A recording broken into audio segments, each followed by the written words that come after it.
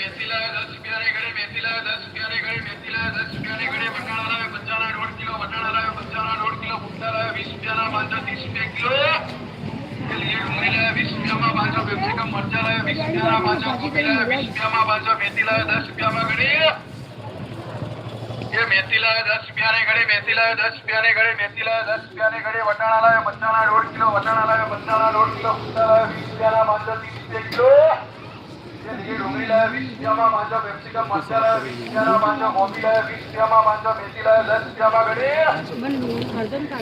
ये मेथी लाया 10 रुपया ने घड़े मेथी लाया 10 रुपया ने घड़े मेथी लाया 10 रुपया ने घड़े वटाणा लाया 1.5 किलो वटाणा लाया 1.5 किलो कुंडा लाया 20 रुपया ना 530 रुपया किलो